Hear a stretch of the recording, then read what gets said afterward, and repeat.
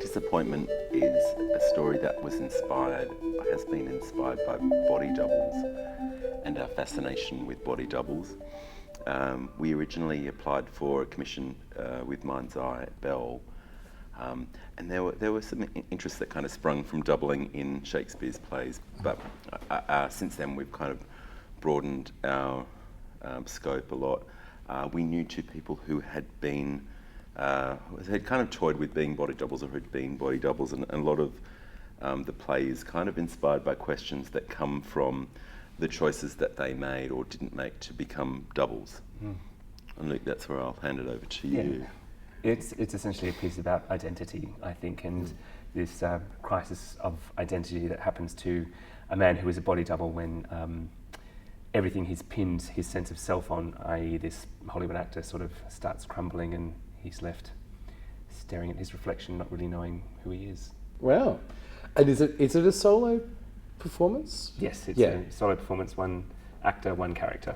And so what's the process been? It's been a pretty long development process for this one, and I think it's because the content is fun, but I think we're also, all of us are really interested in not just the kind of surface, but also looking at a lot of the kind of more complex questions around identity. So the development began at Bell. We did a development there a few years ago, and then we kind of put it on ice. We spent some time at Hot House. The month in the country, which is obviously a fortnight just a in the couple country of months ago now. And us and the mice did a lot of work on the play, and then we've since done. Did the bats help at all? Or? Oh my God, those bats! I was the one that got banished to the outside We nabbed area. the best bedrooms. They got the best bedrooms. We did some But we great had work there. It's an 2 inspiring very good place to weeks. work. It is a great space. We had Yeah. 2 good weeks. With the animals. And then more recently we've worked in Sydney rehearsing or workshopping in the offices at PWA. Which was part of this. Yeah. So it's had a really long gestation. It has, I mean, big gaps off in between, but because of the, it's being co-written, so it sort of takes you can't just sort of chip away at it in your own time. We've got to get together to work on it, so it has to be, And it's so interesting. Writing. I've never written a one-man show before, and I don't think you have either. Never. I've made one-man shows, but I've never sit and written. And So have you ever written a play with anyone else before? No, not like this. No, not really. Not where. I mean, I feel like other people have contributed to the work, but I've always taken the credit.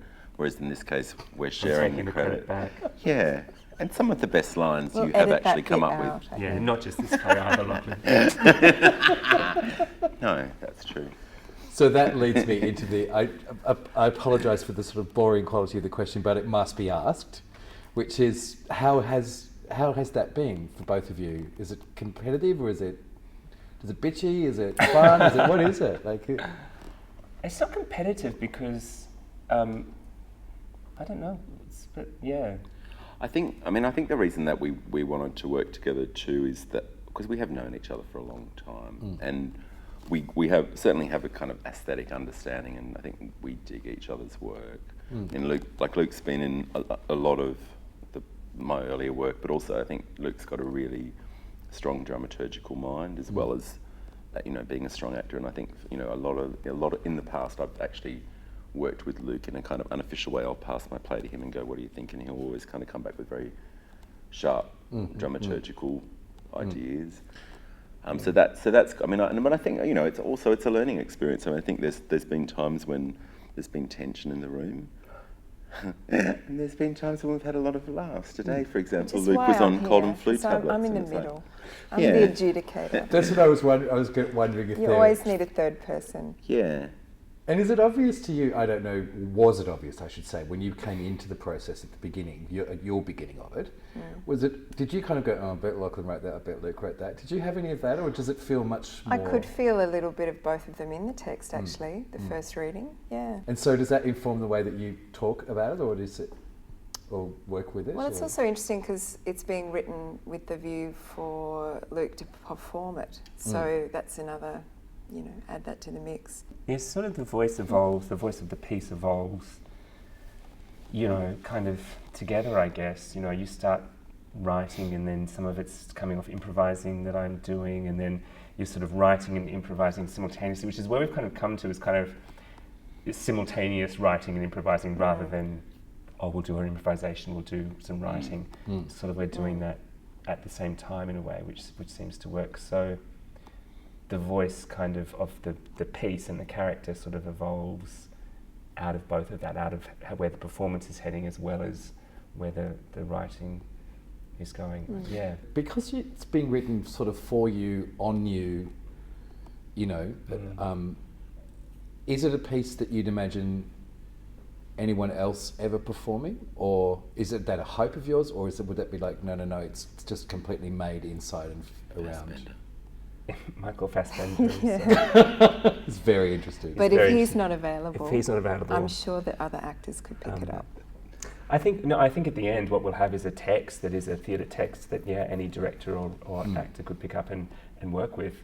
I think less so than the performance side of it. It's kind of because we've been working in the last two developments with form as well. That's the question at the moment, is how the form will evolve and how much that would be written in or not, because it is quite integral to how the text works. So we're sort of, and I think that will probably be a question for really after a first production, would be what the final text looks like and how much of how it works on a stage we would put in or not put in. Yeah, because there is that funny sort of circle, isn't there? Sort of the French's edition stuff from the whatever the 20s and 30s and 40s that I remember seeing in the 80s and thinking they were hilarious. But actually, a lot of contemporary text is quite similar. The production is written into the text. Yeah. But I also think it's something that's interesting in Australia in that if you, I don't know, it's something about.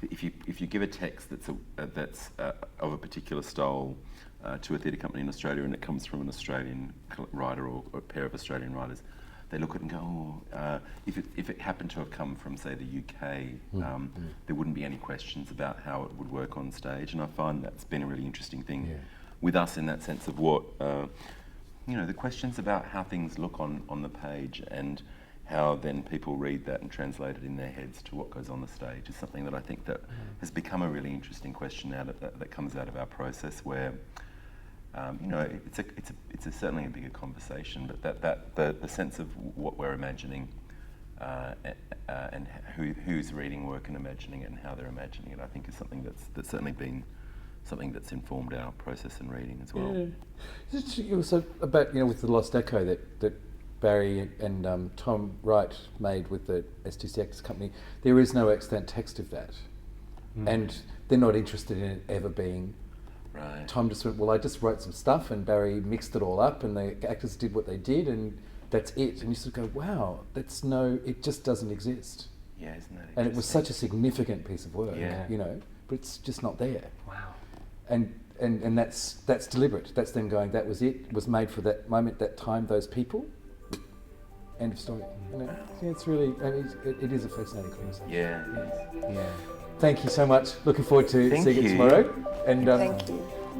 More champagne.